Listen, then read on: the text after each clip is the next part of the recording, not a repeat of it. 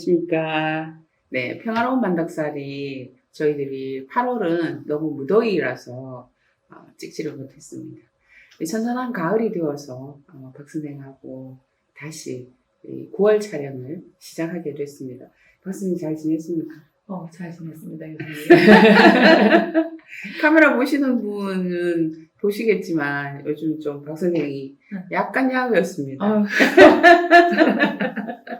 지난 7월달 저희들 촬영했을 때 대상관계 이론에서 내사, 함의 이런 이야기를 했었는데 여러분들이 들으시면서 좀 뜬금없다 하신 분도 있을 거고 나 이런 모르는데 라고 생각하시는 분도 있을 것 같아요. 근데 좀 더 관심 있으시거나 또 그것에 대한 이론적인 거가 뭔지 궁금해 하실 분이 있을 것도 같아서 오늘은 그런 이야기를 좀 하도록 하겠습니다. 어떻게 좀 인사하십시오, 박 선생님도. 저 같은 경우에는 이제 지난번에 교수님이랑 내사와 함의 이야기를 듣고 도대체 내 안에 어떤 것들이 있을까 많이 생각도 해보고 또 요즘에 교수님께서 잠깐 말씀을 해주셨지만 저도 이제 시골로 다시 내려오고 싶어서 시골에 이제 아이들과 뛰어놀 수 있는 주택을 구하는 과정에서 많이 바빴는데 그 과정 속에서 제가 결정하거나 아니면 선택해야 되는 부분들에 있어서 이게 온전히 내 생각일까 아니면 또 저희 부모님이나 또 다른 사람들로부터 받아들인 내사와 합의가 아닐까 많이 고민하고 이런 과정에 있습니다. 그래서 오늘도 교수님께서 제가 너무 바쁘지 않을까 또 이렇게 걱정해 주셨는데 저는 또 너무 또 공부하고 배우고 싶은 마음에 왔습니다. 부족하고 조금은 한쪽에 정신이 달려 있어서 따라가지 못하는 부분도 있겠지만 잘 살펴봐 주시면 감사하겠습니다. 네, 고맙습니다. 아무튼 저희들이 평화로운 만덕살이를 찍으면서 저희 두 명도 그렇지만 좀 찍어주시는 분도 그렇고 저희들의 마음이 좀 정확하게 좀 잘 전달되면 좋겠다 이렇게 생각을 하고 있습니다. 저희들이 이제 박 선생하고 저는 좀 책 읽기에 대해서 관심이 많다 이야기를 드렸습니다. 그래서 우리가 서양 철학하면 아마 많이 생각하실 건데 플라톤이라고 하는 철학자가 있습니다. 그 플라톤의 유명한 저서 중에 이제 국가라는 저서가 있습니다. 그런데 이제 우리가 보통 국가라고 하는 책을 읽든 어떤 책을 읽든 당면 문제를 생각할 수밖에 없죠. 그래서 국가라는 책이 단순히 철학책이다라는 좀 어려운 생각을 할 수도 있지만 철학책을 보면서도 내가 지금 당면하고 있는 이 육아라고 하는 걸 좀 어떻게 해소할 수 있을까? 이 고민도 할 수 있을까라고 봐서 저희들이 플라톤 국가 1, 2권을 읽으면서 박 선생이 질문, 특히 육아와 관련된 질문을 했습니다. 그 질문을 보면서 지지난달에 찍었던 투사 또 내지는 내사, 함의 요 관계를 가지고 좀 더 설명해 보도록 하겠습니다. 먼저 이제 박 선생이 먼저 읽었기 때문에 질문을 가지고 왔습니다. 그럼 질문에 대해서 한번 이야기해 주시면 좋겠습니다. 네, 플라톤의 국가가 선뜻 선택하기는 쉽지. 하지만 읽다 보면, 나도 이 고전을 읽을 수 있네, 라는 처음에 자신감이 생기기 시작하고, 두 번째 조금 읽다 보면, 정말 예전에 이런 사람들이 왜 지금의 내 고민과 다르지 않을까, 이런 것들을 발견할 수 있었습니다.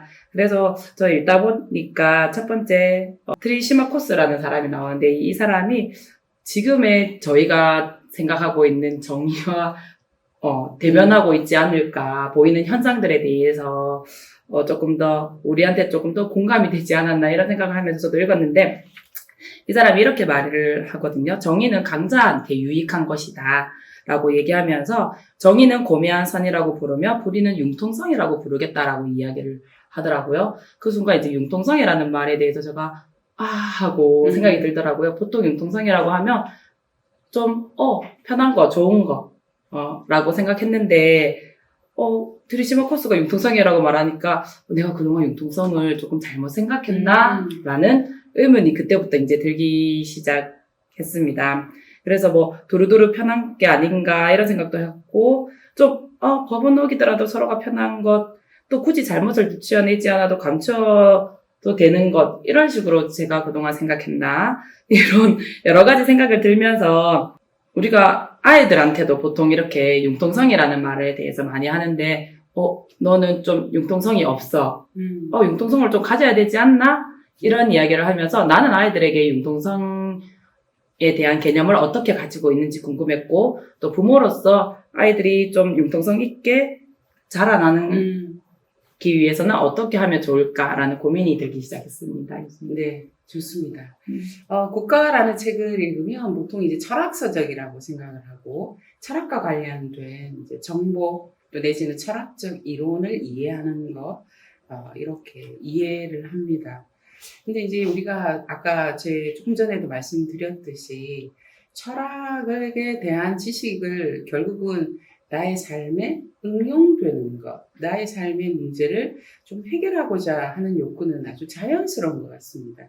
그래서 오늘 플라톤의 국가라고 하는 것은 고대 우리가 아테네, 그리스에서 시작되는 어떤 국가가 도대체 어떻게 운영되어야 되느냐, 또 그런 국가를 운영하는 것의 역할을 시민들이 하기 때문에 시민들은 어떻게 성장해야 되느냐라고 하는 내용들이 많이 있어서 요즘에 저희들이 이제 양육서로도 그렇게 어렵지 않게 접근할 수 있다라고 생각이 듭니다. 그래서 국가에 대한 내용을 설명하기보다 이제 오늘 박 선생이 그냥 요즘에 이제 아이들을 융통성 있게 키운다, 이거에 대한 이야기를 하고 있습니다. 그래서 플라톤이 사용했던 개념, 언어와 지금 저희들이 사용하는 언어는 시대적인 차이도 있을 뿐 아니라 문화적인 차이도 있기 때문에 다른 개념일 수는 있습니다. 그래서 지금 말하고 있는 우리가 아이를 키우면서 말하는 융통성이라는 개념에 좀 맞추어서 이야기를 좀 해보도록 하겠습니다. 박 선생님은 융통성 있는 아이의 특징하면 어떤 거를 융통성 있는 아이라고 생각하실까요? 그때그때 상황에 따라서 잘 선택해서 좀 자신도 그렇고 타인도 그렇고 조금 만족스러운 결과를 얻는 것이라고 생각을 했는데요. 네. 그래서 이제 보통은 보면 융통성 있는 아이 하는 생각하는 이미지가 있죠. 네. 뭐 두루두루 잘 지내고 또 뭐 있을까요? 융통성 있는 아이 두루두루 잘 지내고 고지식하지 않고 또 융통성 있는 아이 뭐 이제 보통 이미지가 그렇죠. 고지식하지 않고 두루두루 잘 지내고, 다른 이야기는 상황에 적응 능력이 좀 뛰어나다. 라고 이제 이야기할 수 있을 것 같아요. 그러면 이제 융통성 있는 아이로 키우려면 어떻게 할까요? 라고 하면 이제 두 가지 생각을 우리가 지금까지 배운 거에 의하면 부모의 양육 태도, 그 다음에 이제 부모뿐 아니라 주 양육자의 양육 태도, 그 다음에 아이의 기질, 뭐 이런 거 이제 대충 고려하겠죠. 그랬을 때 박 선생은 지금까지 융통성이 있는 아이, 자녀를 키우기 위해서 어떤 점에 좀 주력을 한 것 같습니까? 융통성 있는 아이 주로 뭘 했을까요? 이야기를 그러니까 융통성이라는 단어에 초점을 맞춰서 이렇게 해본 적은 없던 것 같은데 네. 두루두루 상황에 잘 적응하기 위해서 제가 그런 모습을 보였을까요? 그럼요. 박 선생은 충분히 그걸 보였죠. 그럼 이제 제가 융통성이라는 개념을 좀 더 좀 쉽게 생각할게요. 요즘에는 우리가 실은 정보기술 사회라고 이야기하죠. 그래서 옛날 같았으면 어떤 기술은 굉장히 오래 가죠. 농사 짓는 기술 같으면 오래 가죠.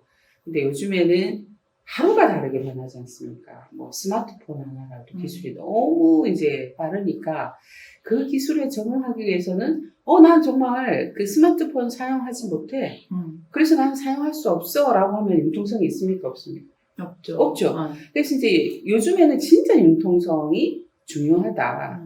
우리가 그런 기술에 적응하는 능력도 이제 융통성이라고 할 수 있으면 이 시대 자체가 융통성을 요구합니다. 융통성은 상황에 대한 적응력이다라고 할 수 있는데, 그럼 그 개념을 제가 좀 더 쉽게 설명하면, 우리가 사용하는 이제 젓가락 있지 않습니까? 네. 젓가락. 그 젓가락의 원리를 보면, 젓가락을 여기 중앙에 엄지와 검지 사이에 하나를 딱 해야 되잖아요. 네. 지지대가 있어야 되잖아요. 네. 그리고 내가 요걸 갖다 움직이잖아요. 네. 그 여기에 있는 지지대, 는 우리가 이 지지대가 없으면 두 젓가락이 막 난리가 되는 거죠. 그러니까 이 지지대가 정확하게 있어야 융통성이 발휘가 되어서 내가 반찬도 찝어 먹을 수도 있고 아니면 콩도 찝어 먹을 수 있죠. 그러니까 이 젓가락 자체가 지금 우리가 말해주는 거거든요. 융통성이 있으려면 원리가 있어요. 내 마음의 원리. 그 원리가 좀 정확하게 뿌리를 내리면 젓가락 하는 것처럼 이렇게 여러 가지 상황을 할 수 있다. 그래서 젓가락 하나를 가지고 이거는 뭐 정확하게 그게 이론적이냐라고 하시면 제가 그렇게 말씀드릴 수는 없고, 근데 우리의 문화 속에는 이미 아이들이 자랄 때 젓가락을 배우는다라고 하는 것은 몸의 감각이라고 하는 거 익히는 것도 있지만, 원칙적으로 원리를 따지면 기본적으로 지켜야 되는 원리가 잘 존중이 되면, 그러고 나면 그 다음에 변화에 적응하는 융통성은 잘 발휘될 수 있다. 이렇게 생각할 수가 있습니다. 그래서 좀 지금 박 선생이 이야기했던 융통성의 개념 좀 쉬었다 하도록 그렇게 하겠습니다. 그러면 이후에 뵙도록 하겠습니다. 고맙습니다.